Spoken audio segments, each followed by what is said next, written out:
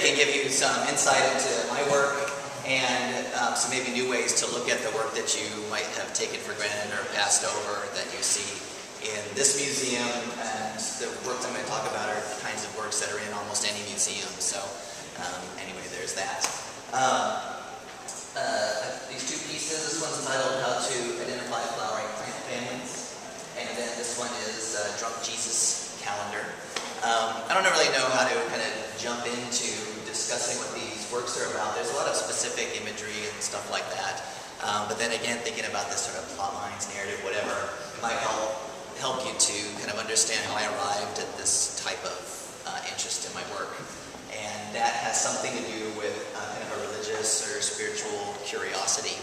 And I was raised in kind of a Presbyterian family, and no offense, but Presbyterianism is sort of the most watered down kind of religion, whatever, that I had sort of experience with. And I really wanted something more than kind of to feel good on Sundays. And so I had kind of a curiosity about what a real spiritual religious experience was. So during high school and into college, I kind of studied weird scanning, so I'm trying to be a good speaker and talk to everybody. You all feel incorporated. Anyway, I started looking into religious traditions, getting into different ways of approaching what is spirituality. That's also a time in high school where there's lots of people who might have exposure to certain things like psychedelic hallucinogens. And I also had a group of friends that were, and I'm going to admit nothing, a group of friends who were sort of deeply in the kind of psychedelic world, but they also had an interest in asking more, in essence, like anthropological questions. What does it mean to have a certain type of experience in a culture? And so that's kind of what helped me, my friends helped me to form my kind of research quest into major spirituality or stuff like that.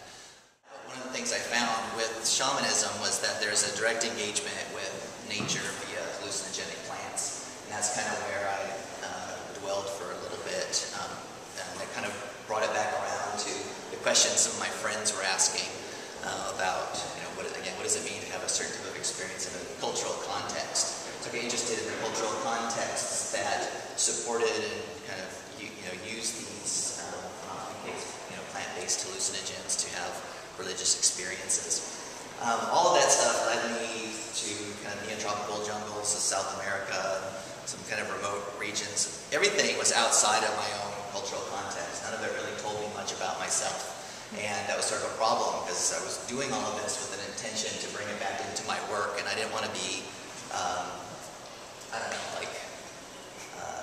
Orientalist or talk about the other, have kind of problematics of like taking something from another culture and trying to co-opt it, or be too, ignorant of kind of the history of why we know something about a certain culture, because probably it's gone and certain people studied it, and there's just a problem with the continuity and with the database of knowledge. So I had all these kind of questions and had a crisis, like I don't know what to do with any of this stuff. Until one time I was stuck in traffic on the 101 going through downtown Los Angeles, and just creeping along as an art installer. That's what I did before I came up here. And I spent a lot of time on the freeways in Los Angeles, and you're not moving, so you sort of look around. And I noticed that the sides of the freeway, there's like hobos and plants and dirt and trash and stuff. But I also noticed at the edge of one of them, this plant that looked really familiar to me. And it was, as it turns out, a related species to a shamanic plant that's been used throughout the New World, so-called the Old World, and all throughout the planet. And it's like, that was my kind of aha moment, this thing that brought all of this study back into my own context. And that plant is this Datura plant. And I sort of put it in almost all my work just because it's the plant that I love, and it's that kind of keystone to all of my work. Anyway, so I had that kind of aha moment, brought this plant back into my own context, and that kind of started this series of work that I've been working on for about 4 years now. I've been working in just exclusively graphite on Bristol, and the work then, because my process is in a way sort of didactic or research-oriented, all of the pieces are also research-oriented. They come from some sort of interest and then kind of opening up the interest interest from there. But the idea of origin myths still stays prevalent through the work. You know, where do ideas come from, and how does one thing get turned into something else? Oftentimes through some sort of creative process, you know, turning experience or an observation into a symbol or an icon or whatever. Looking at so-called primitive societies too, at least that's, you know, I'm just going to borrow that word, it's not my word, whatever, mad at me. You can see a real direct relationship between, there's, you know, an animal that's an economic animal to a culture, and then it somehow finds its way into the spiritual traditions or the mythology or whatever. So those are the kinds of things I'm interested in. And I kind of feel like, then going back to the Presbyterianism thing that you got in that, my first experience with religion, I've got a very diluted experience that doesn't give me any kind of direct contact with anything, and is sort of evolved away from whatever started the ideas that then became the religion or whatever. So I kind of very cautiously moved into using a Jesus symbolism. This was originally going to be a Noah thing. I kind of, as I researched it more, it became more important to me to make it Jesus, or it just, that's what kind of evolved. Then with these pieces in particular, are kind of where the work is moving to next. I first sort of dealt with colonial mythology, or not colonial mythology, colonial history. Again, kind of trying to come back to my current state. And then I'm kind of dealing with more mythological systems also. And again, this idea of recoding imagery or bringing out the origin of coded imagery. And sometimes I like to use, say, kind of commonly assumed or common knowledge about something, like using in Jesus, there's like the blood of Christ, the sacrament, like those are kind of common things, the grapevines, you know, all that kind of stuff. But also, I get accused a lot of being sort of out of it, because I live in Santa Barbara, and people are like, oh, you live in paradise, whatever. So it's sort of like playing on that kind of idea, like, well, if Jesus came back, he would come here, because it's, you know, it's paradise already. But also, this, like I said, this is going to be Noah, because when Noah first found land, of course, he planted grapevines, made wine, got drunk. First order of business. Takes a little while, though.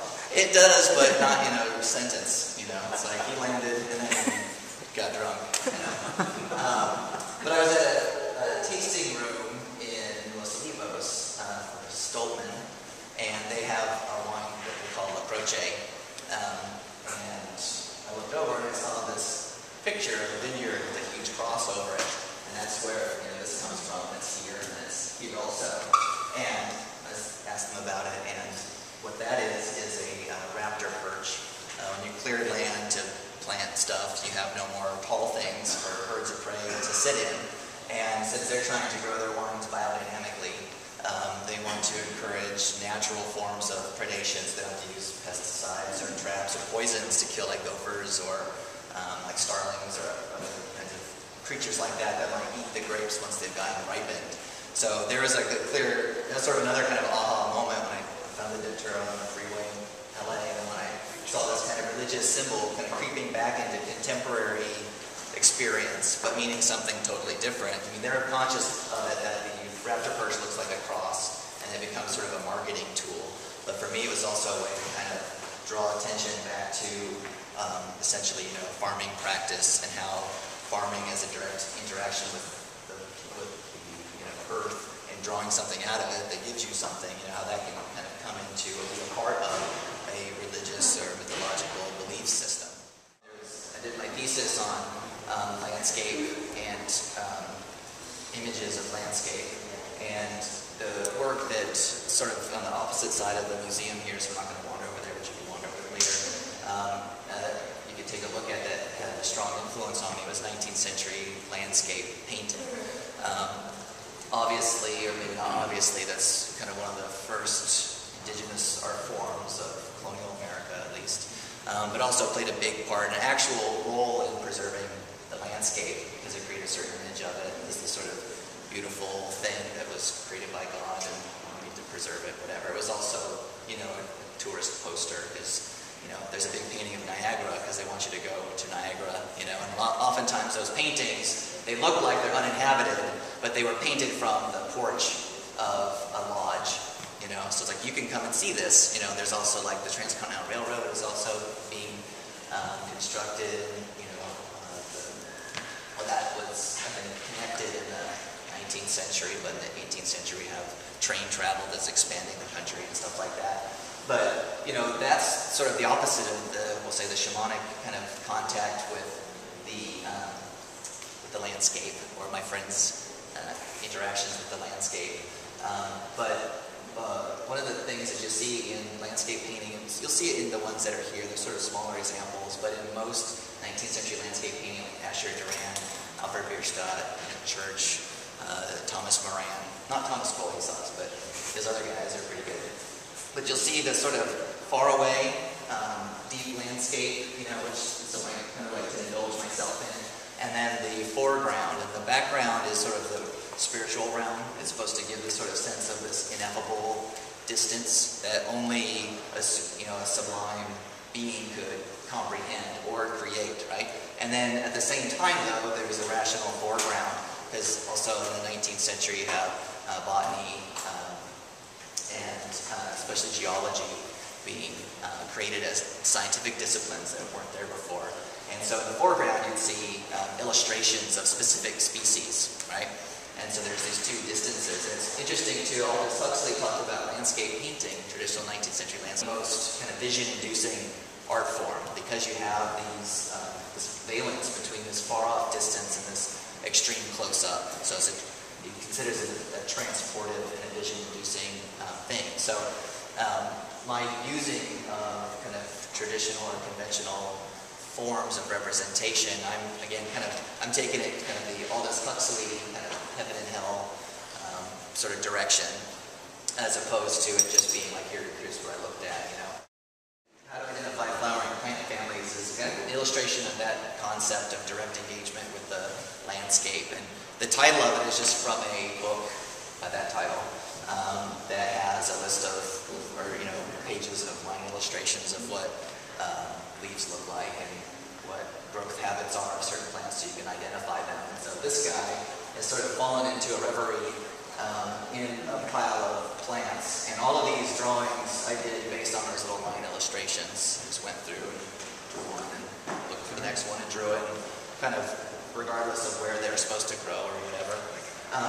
And then the text around here, pistil, stamen, pollen, obviously parts of the plant.